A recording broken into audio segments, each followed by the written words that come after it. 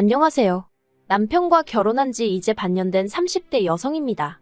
남편과는 어느 다른 커플보다도 조용히, 무난하게 연애를 해왔기 때문에 결혼 반년 만에 여기 와서 제 이야기를 하게 될 줄은 상상도 못했는데, 사실 연애 때는 남편과 저 두 사람만 신경 쓰면 됐으니까 설령 갈등이 생기더라도 일이 커질 틈이 없었거든요. 서운한 일이 있으면 그 자리에서 바로바로 이야기하고 오해가 쌓이지 않도록 풀었으면 되었으니까요. 그런데 결혼을 하고 나니까 일단 제 입장에선 남편뿐만 아니라 남편 식구들과의 관계도 신경을 써야 했고, 그렇다 보니 계속 상황을 살펴야만 하는 게 여간 힘든 일이 아니었어요. 그리고 남편과의 관계는 뭐랄까, 쌍방이 합의가 된 상황이었어요. 하지만 시댁 식구들, 특히나 어머님은 당신은 시어머니고 저는 며느리니 옳고 그름이나 경우에 상관없이 무조건 제가 숙이고 어머님 뜻에 따라야 한다고 생각하시더라고요. 그리고 제 입장에선 솔직히 납득하기가 어려웠지요. 그러다 이번에 제사 문제로 어머님과 부딪히면서 일이 이 지경이 될 거라곤 상상도 못했습니다. 남편하고는 대학 시절부터 친구로 지내다가 사회인이 되고 나서 뒤늦게 연인 사이로 발전한 케이스예요. 그렇다 보니 남편에 대해서는 잘한다고 생각했음에도 불구하고 제가 모르는 것들이 많았더라고요. 특히나 가족관계에 있어서는 남편이 워낙 평소에도 과묵한 타입이라서 눈치채지 못하고 있었는데, 결혼 이야기가 나오고 나서야 남편이 할 이야기가 있다며 가족관계에 대해서 말을 꺼내대요. 그리고 알고 보니 남편의 친어머님은 남편이 중학교를 다니던 때 지병으로 돌아가셨고, 이후로 사별하신 아버님이 지금의 새어머님과 재혼하셨답니다. 새어머님도 초혼은 아니셨고 자식도 둘 있으셨고요. 그래서 졸지에 외동이던 남편에게 2명의 동생이 생겼다네요. 그리고 남편의 걱정과 달리 남편의 가족관계에 대한 고백은 결혼에 있어 제가 결정을 내리는데 별 영향을 끼치진 않았습니다. 아니, 오히려 결혼을 더 하고 싶게 만든 것도 같네요. 사실 그동안 저희 부모님을 만나면 평소답지 않게 살갑게 굴고 저희 부모님을 좋아라 하더니 그런 사정이 있었구나 싶어서 그랬나? 어디 정붙일 곳이 마땅치 않았나 보다. 그런 생각이 들어서 더 잘해주고 싶었거든요. 그리고 이런 마음은 결혼 후에는 더 강해지고 커져갔는데, 그 이유가 제가 결혼 전에 시댁을 2번쯤 갔었고 결혼 후에도 2번쯤 갔었거든요. 그리고 그때마다 새어머님이나 시동생들이 남편에게 대놓고 무안을 준다던가 그런 건 없었어요. 오히려 하하호호, 겉에서 보기엔 말하지 않으면 재혼가정의 이복 형제인지 모를 만큼 평범해 보였달까요. 하지만 남편이 잠깐 자리를 비운다던가 그러면 자기들끼리 무언의 눈빛으로 대화를 한다던가 뭔가 자기들끼리 똘똘 뭉쳐있다는 게 보이더라고요. 그러니 20년 가까이 그렇게 살아온 저희 남편은 얼마나 서럽고 소외감을 느꼈을까 싶대요. 아무튼 남편하고 결혼할 때 생각지도 못했는데 아버님으로부터 건물을 받았어요. 알고 보니까 아버님이 돌아가신 친어머님과 결혼할 당시 재산이라곤 하나도 없으셨답니다. 반면에 돌아가신 친어머님은 그래도 지역유지의 딸이라서 재산이 꽤 많으셨던 모양이에요. 그리고 그런 친어머님이 돌아가실 당시 아버님에게 다른 건 몰라도 건물만큼은 남편이 장가갈 때 꼭 주라고 신신당부를 하셨다대요. 감사하게도 아버님이 그 약속을 지켜주신 거고요. 그래서 저희는 어느 다른 신혼부부들보다 솔직히 마음 편하게 결혼 준비를 할 수 있었습니다.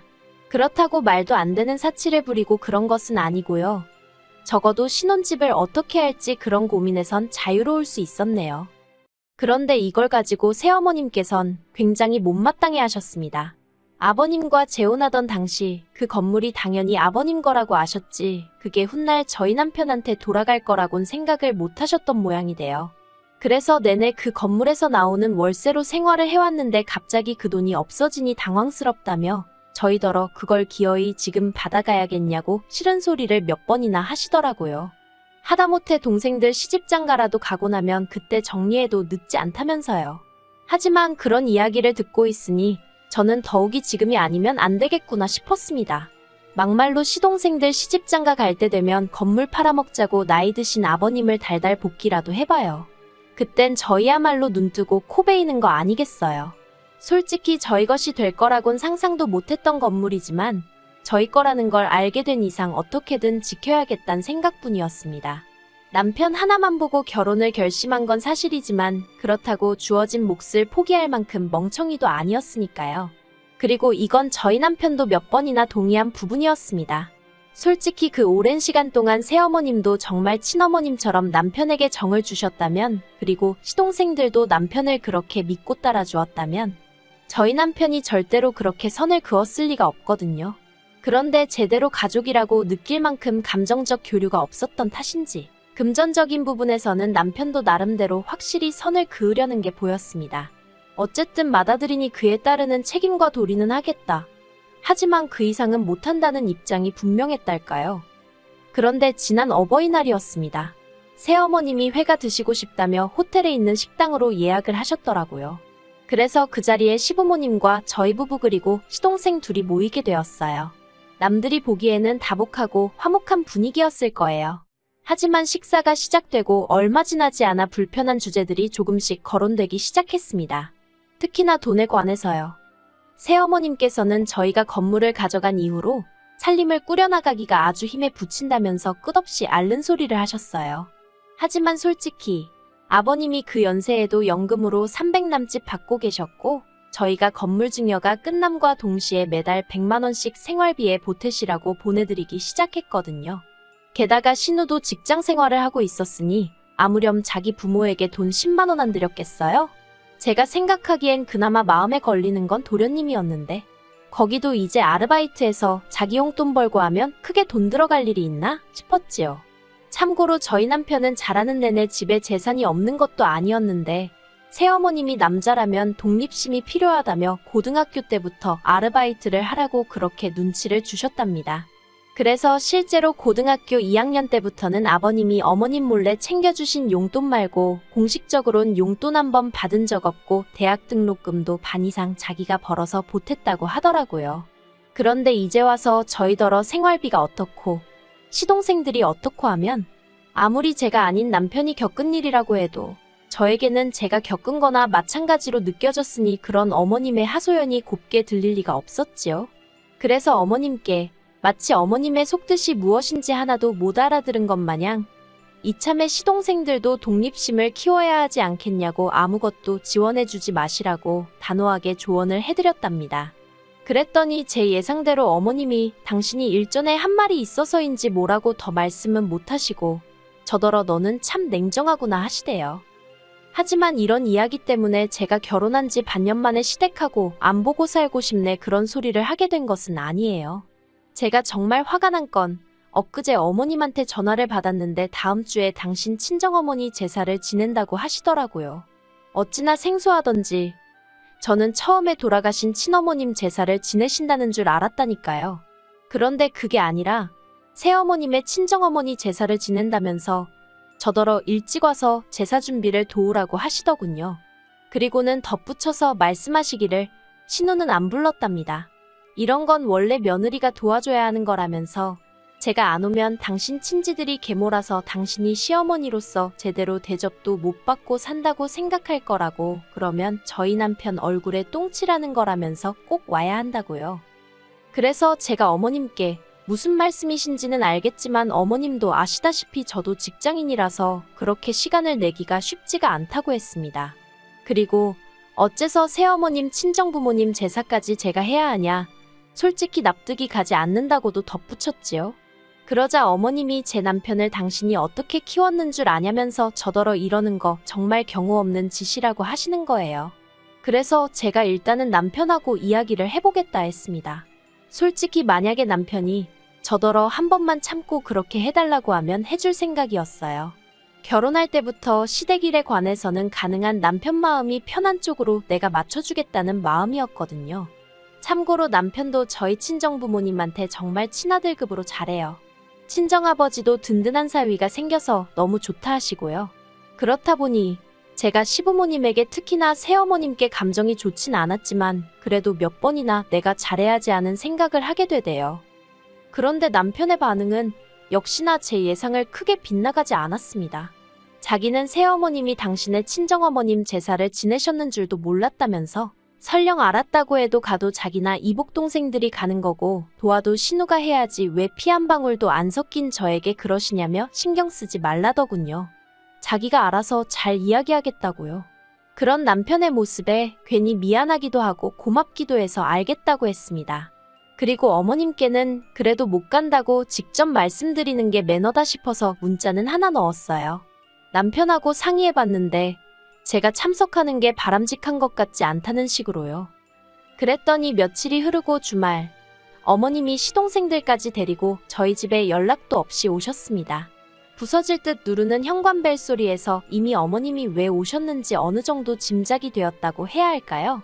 그나마 다행히 남편도 같이 있었고 솔직히 제가 무슨 죄를 지은 것도 아니니 일단 현관은 열어드렸지요. 이윽고 5사람이 거실에 둘러앉았는데 신우가 한다는 소리가 소파샀냐입니다. 맞아요. 원래는 제가 자취할 때 쓰던 걸 쓰려고 가지고 왔는데 솔직히 건물에서 월세 나오는 거 알고는 남편하고 상의 끝에 소파만 좋은 걸로 바꿨어요. 그래서 그렇다고 하니까 어머님이 건물 가져가니까 세상이 다 니네 거 같지? 그러시는 거예요. 황당해서 무슨 말씀을 그렇게 하시냐니까 저희가 홀딱 건물을 받아서는 당신들은 사는 게 빠듯해졌는데 속이 상해서 그렇답니다. 그러면서 당신이 그 건물을 손에 쥐고 있었어도 제가 제사에 오네 못 오네 소리를 했겠냐는 거예요. 그제서야 어머님이 뭔가 착각을 하셔도 단단히 하고 계시구나 싶었습니다. 그리고 남편이 먼저 나서서 자꾸 건물 이야기 하지 마시라고 하대요. 건물은 돌아가신 친어머니 재산이었고 아버지가 유언에 따라 저에게 넘겨주신 거니 솔직히 새어머니는 거기에 대해서는 이러쿵저러쿵 말씀하시면 안 된다고요. 그러자 새어머님께서 하신다는 소리가 당신이 마음만 먹었으면 그거 진작에 팔아버리고 다 써버릴 수도 있었는데 저희 남편이랑 이복 동생들 한번 잘 키워보려고 알뜰살뜰 쥐고 있었던 거라며 그게 다 자기 덕분이라는 겁니다. 듣고 있는데 황당했지요.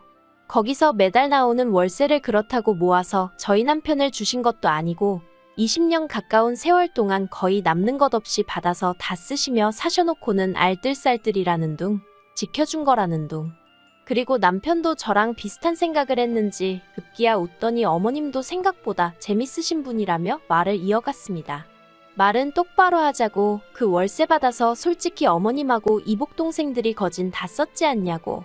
막말로 아버님이 돌아가시기라도 했으면 지금까지 이 관계가 유지나 되었겠냐고요. 그리고 저는 남편 말에 하나 틀린 거 없다고 생각했어요. 솔직히 어머님도 아버님의 그늘 밑에서 생활하신 분이지 어머님이 저희 남편을 먹여 살리기 위해 어디서 일 한번 하신 적 없으십니다. 살림이나 그런 건 꼭 저희 남편 때문만이 아니라 아버님과 다른 두 이복 동생을 위해서라도 어쩔 수 없이 하셔야 했겠지요. 그러니 저희 남편이 자라는 동안 약간의 도움은 받았다고 볼 수 있지만 그마저도 어머님의 진심이라기보다는 사정이 그렇고 상황상 어쩔 수 없이 발생한 일에 가깝잖아요. 그래도 남편은 새어머님도 어머님이라고 사회생활 시작하고는 용돈도 챙겨드리고 깍듯이 모셨습니다. 이복 동생들에게도 살가운 오빠는 아니더라도 어려운 오빠는 되지 않으려고 여러 가지 노력을 했고요. 물론 이복 동생들이 저희 남편에게 기대하는 오빠로서의 역할은 돈이 전부였긴 하지만요. 대화가 길어질수록 솔직히 새어머님 쪽이나 저희 남편이나 그간 차마 입 밖으로 내지 않았던 속내가 드러나기 시작했습니다. 새어머님 쪽은 뭐 짐작한 대로 이러나 저러나 한마디로 너는 내가 키웠으니 은혜를 갚아라는 거였고 저희 남편은 자기는 혼자 큰 거나 다름없다 생각한다고 막말로 새어머니가 내 생일 때 미역국이라도 한번 끓여줬냐며 울분을 토했어요. 그리고 시동생들은 뭐 솔직히 걔들한텐 어쨌든 새어머님이 친엄마고 세상에 하나뿐인 엄마니까 당연히 그쪽 편을 드느라 바빴지요. 저희 남편이 건물을 가져가 버려서 자기들은 이제 굶어 죽게 생겼다는 말도 안 되는 소리를 하면서 말이에요.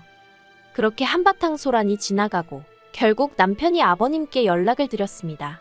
아버지 식구들이 여기 와서 행패를 부리고 있으니 얼른 와서 데려가라고요. 그러자 새어머님은 너 잘했다면서 아주 네 아버지한테 혼나봐야 정신을 차리겠다고 더 당당하게 꼼짝도 안 하더라고요.